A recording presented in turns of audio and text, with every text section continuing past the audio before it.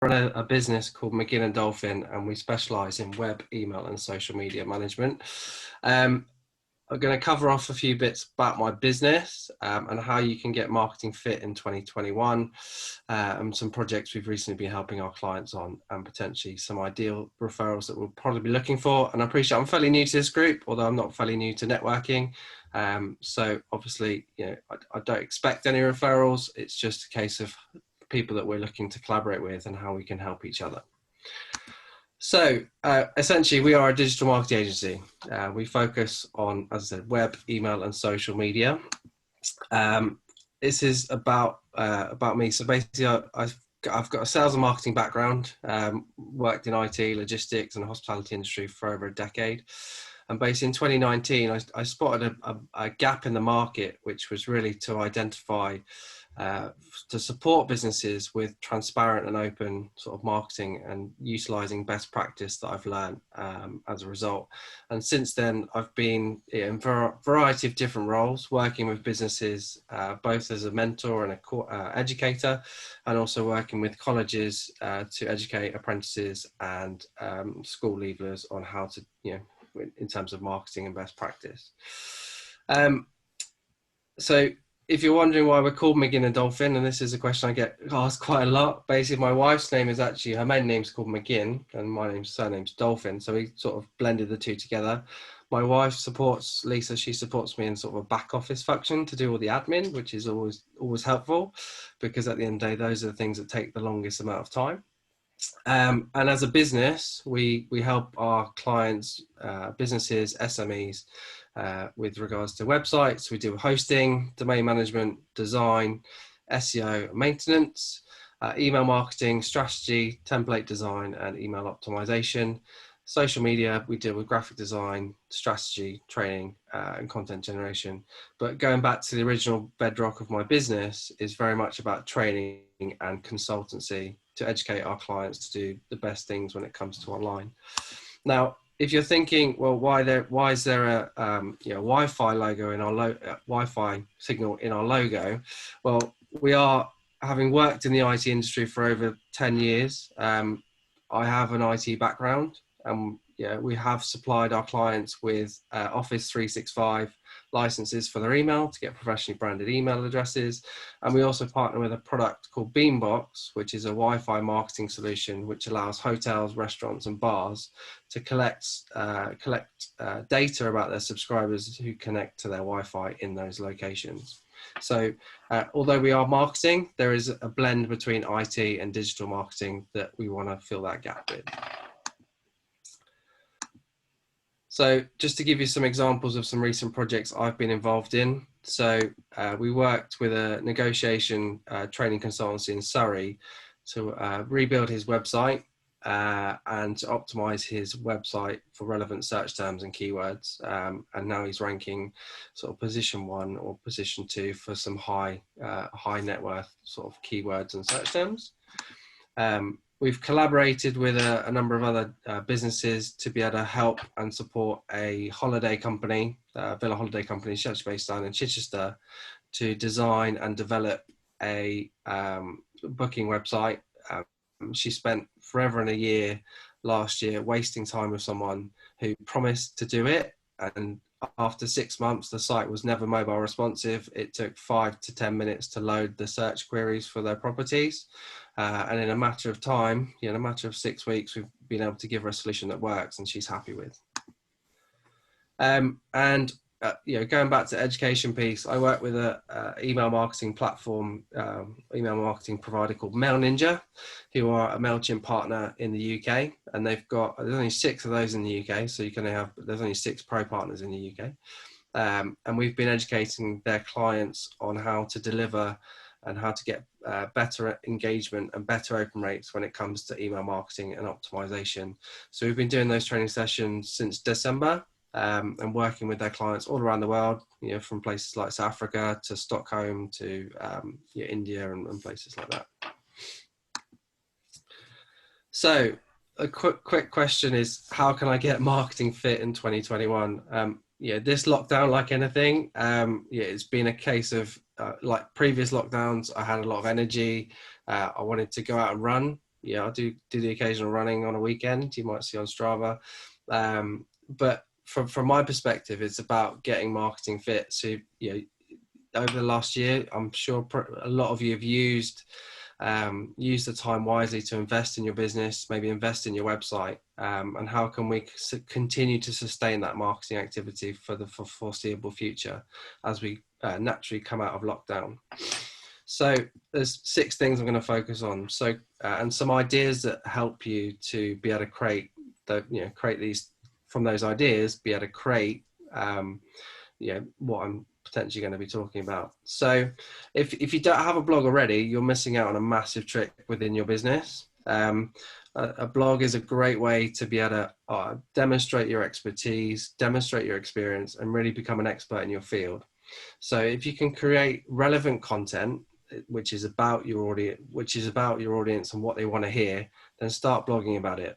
Start writing content and start with the low-hanging fruit, which I always recommend. So if you're a photographer, talk about aperture, talk about how that impacts people's pictures and things like that. If you're a business coach, like Gail said, what is business coaching and how does it work?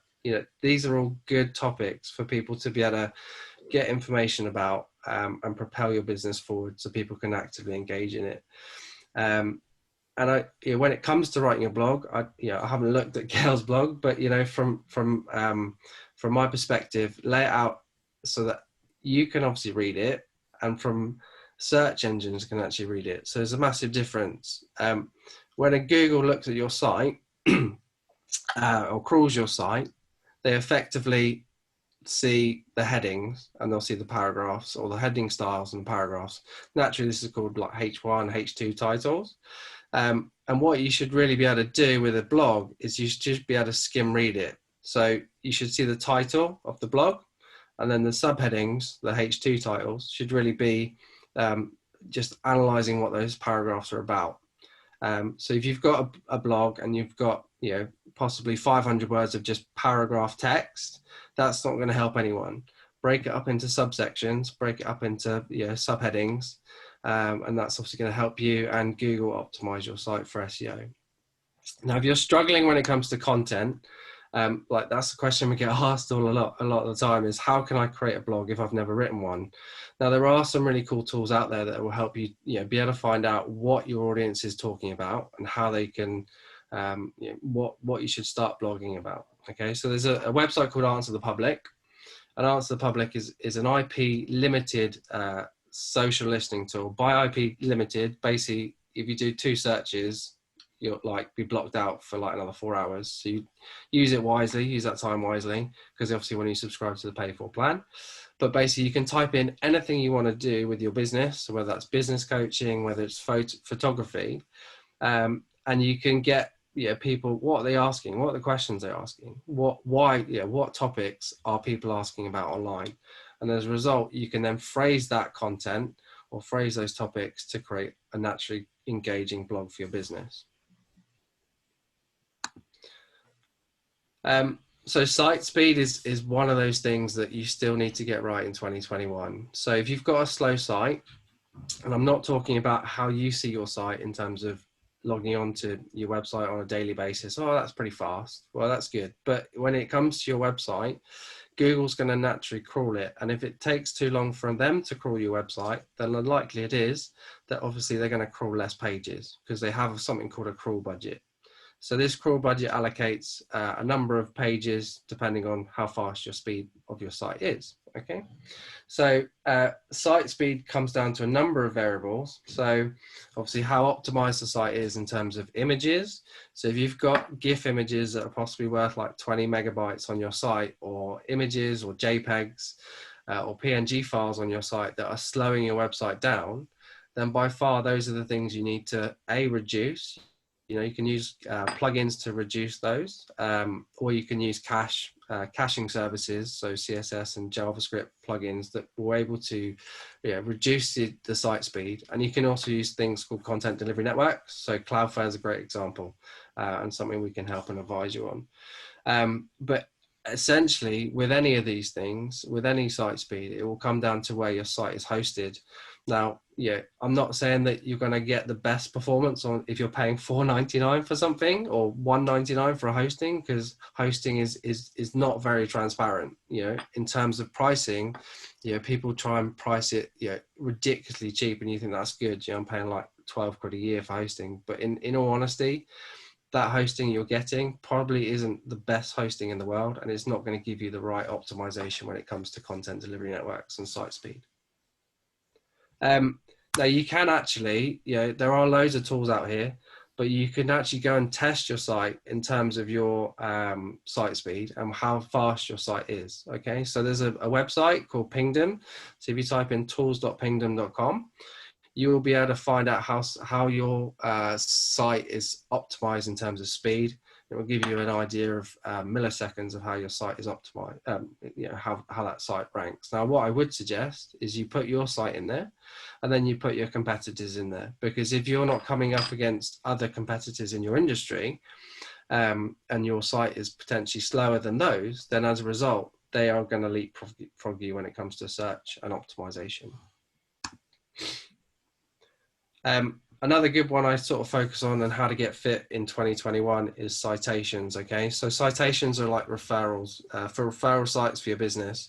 You might have set them up when you first started your business, so things like Free Index or Yale.com, and you've probably done nothing with them since you started, but they still have some added SEO value, and they also have some obviously they have some benefit to your business in terms of referrals, and potentially, depending on your industry, they get used more than potentially other sources. Okay, but the challenge that we have with Citations is because we don't necessarily keep them up to date.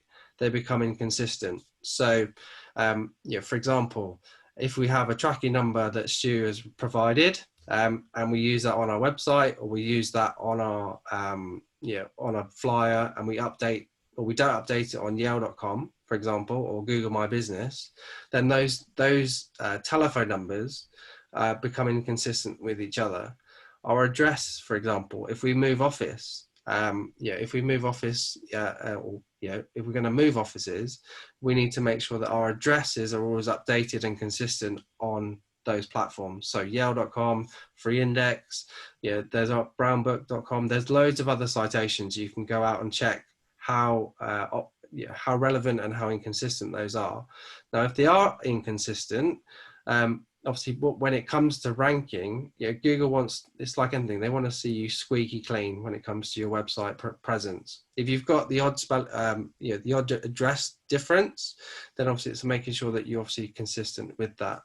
Now, there are things you can use. So there's a reputation manager on Yale that they provided for free. So basically all you have to do is put your details into Yale, put in your email address, put in your address, your name, first name, and it will scan up to 50 citations for you. So basically what you can do is check, okay, well, how inconsistent are my citations, and potentially the impact it's going to have on your business as a result. Okay. Analytics. So this is a big thing that we focus on in our business specifically, is making sure our clients have the best ways of managing their performance when it comes to online visibility and their websites. So if you don't have analytics installed on your website, get it, because it's a way of being able to track how well your website's performing, where your customers are coming from, and really what sort of marketing is really working for your business. Because in 2021, if you don't know, then your clients or your competitors certainly will. And the analytics platform that we use is Google, but there are countless other platforms such as Hotjar that measures performance.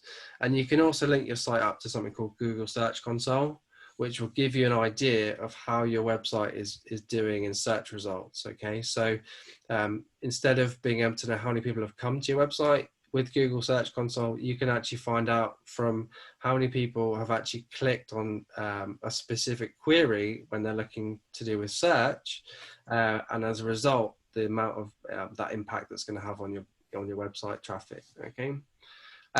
This just gives us, this is the type of reporting that we do for our clients, and it's produced on a 30-day basis. Okay, so basically with these reports, we give our clients an idea of how many people came to their website. This is for a charity. and gives them a real snapshot, because forgive me, but analytics can be a complete minefield if you don't know what you're looking for. So these reports break it down into manageable chunks, manageable sections, to be able to identify where your customers are coming from. Okay, well, what towns are they coming from? Because analytics collect data based on IP addresses, and those IP addresses are obviously based on specific locations. So with analytics, you can actually drill down further into who's coming, where they're coming from for your business. And I would stress that obviously analytics gives you the whole entire data of your whole business, and it will give you the whole entire universe of people who are coming. So if you don't restrict who's coming to it, and you don't filter that out, so if your business is only based in the United Kingdom, then filter those segments out in the data, because obviously you're then going to have a biased view of people that are visiting from India, hosting platforms, visiting, etc. And then, as I said, this is the sort of keyword reporting that we give to our clients as well. So I did mention this in my 10-minute, 60-second presentation, but basically, if you're thinking of changing your website, and most people do around spring, it's naturally a case for refresh, start a refresh, start an opportunity to start something different. But spare a thought for redirections, okay? So redirects are basically a way of telling Google or search engines or your customers that those pages or blog pages, URLs have naturally changed. Okay, and there's two types of redirects you can use. A 301 redirect, which is a permanent address change, and a 302, which is more a temporary address change. Okay, but if you're looking to change a site or change a blog or change the site structure, or change your website, naturally the site structure of your website will change. And as a result, any of those blogs that you've put on Facebook, any of those blogs that you've put on LinkedIn, and people start clicking to those pages, they'll find that they don't exist. And as a result, they'll get something called a 404 error. And a 404 error is basically telling, it says the page doesn't exist. And obviously, the more pages that you have of those, the less likely it is for you to then optimize your site correctly. And Google's just going to penalize you for that. So using some of these redirect tools is a great way to be able to point users and point customers to more relevant traffic. So we've been working with Langston Harbour recently, and they've it's quite a really big project, but basically they realized they've got about 1,000 URLs on their website. Okay, 60% of those URLs were related to PDFs. Okay, so 600 PDF documents related to water quality, related to environment quality, your reports and stuff. And some of those they don't need anymore, but some of them are really important. So it's important that when we look to redirect their new site, that we basically point those if people are still looking for that information, we point them in the right direction of where they are on the new site to serve relevance and purpose. Now there are some things out there again you can use to be able to track your performance, or track your URLs, and to know how your website's going to be performing. Screaming Frog is by far the easiest and quickest way to do this, and again it's a free tool, but you have a limitation that it's only 500 URLs that they'll be able to crawl for you. Now you can go and do this off the back of today's meeting and go and do it for you. But if you find you've got over 500 URLs on your website, and that does include images as well, then obviously we can help with that and give you a better idea of how your website is performing. And the final thing, I think, when it comes to getting marketing fit, and it's something I thought was quite personal to this, is we all get emails on our inbox, okay? And a statistic that I found recently said that 92% of people get high blood pressure as a result of having to deal with emails on a daily basis. Okay, now emails can be the bane of our lives. They normally sit there in our in tray, and we typically do nothing with them, and we wonder why we ever signed up in the first place. So you might sign up to newsletters, you might sign up to a blog, you might get copied into emails that actually have no relevance to you at all. I'm a director of a local community centre, which I started at the start of this year, and I'm getting copied into stuff that is I don't really want to be copied in. Stuff to do with fire risk assessments, stuff to do with people that are complaining about fly tipping on the estate. And I think, well, that's totally like a waste of my time and a waste of, my, it's obviously relevant, but I don't want to be receiving that. Okay.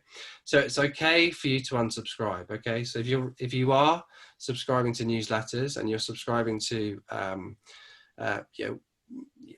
forums where you're getting reminders every day about a particular activity, by law, email marketing providers provide an unsubscribe link at the bottom of their emails.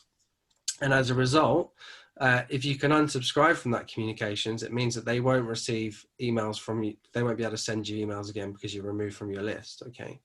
So it's okay to unsubscribe. And also for them, for the business, and if you're doing this yourself, it's okay to unsubscribe because it tells people where they are in your journey. So let's say you're doing an email marketing campaign and then you're combining that with a telesales activity and you're getting no response. Well, an unsubscribe tells people that actually they don't want to hear from you again, but then they're too afraid to tell you over the phone. So an unsubscribe is that sort of way of just telling them, thanks very much, but no thanks. But when it comes to email, you can properly cleanse your inbox. Now I do this every year, between Christmas and New Year. I look at all my inbox and say, okay, well, what are the emails that I've actually received in 2020? What are the things that potentially I could do better? And how could I cleanse my inbox to actually say, well, I don't need that. I could like remove all this information. I could then start afresh in 2021. And you can set up rules. So rules are a great way in something like Outlook, and there are other platforms you can set up, other platforms like Gmail where you can set up rules to be able to filter based on subject lines, based on senders. So if I'm getting emails from Stu all the time, I know that I can just forward that into the Wintercomms inbox or Wintercomms folder. And it saves a lot more time when it comes to inbox management, because we all get bogged down with 100, 50 to 100 emails a day that we do nothing with. And when we get to the end of the day, we think, well, that was a hard day, but we've got 50 emails still unread, or we've got 40 or 10 emails that we still need to action. So from that perspective, if you can manage your inbox better, and work with your inbox, declutter it, you're going to be in a happier and healthier place. So just finally, some ideal referrals. As I said, I'm not looking for referrals within this group. I'm just looking to give you ideas and best practice when it comes to marketing. But to give you an idea of our referrals, when it comes to websites, we're looking for business to business, professional services, people like accountants, charities. We work with a few charities, trades, looking to help them grow their visibility online. When it comes to email marketing, as I said, we train marketing managers all around the world with regards to MailChimp and how to get best practice from that, and working with business owners who actually want to deliver a difference when it comes to email open rates. There's one thing, open email, don't get me wrong, if you get 40% open rates, that's great. But if you're getting less than 1% click-through rate, then it shows that naturally people are opening it, but they're not necessarily engaging with the content. So there's things that we can optimize and help you improve with it. And on the social side of things, we work with our clients to help them get better with LinkedIn profiles, writing summaries, writing headlines for them. I'm not going to say I'm the next Alice Viewings, by no means. She's by far better than me. But obviously, if you're looking for looking for ideas of how you can post content, use LinkedIn on the platform. I've been on there since about 2006, so when it first started, and over time I've built up quite a number of connections, and it's a great platform to be on by far. So partners, in addition to referrals, it'd be great to be introduced to potential partners. So I do actually work with other agencies, and I work as a freelancer for those agencies to provide like a white label service.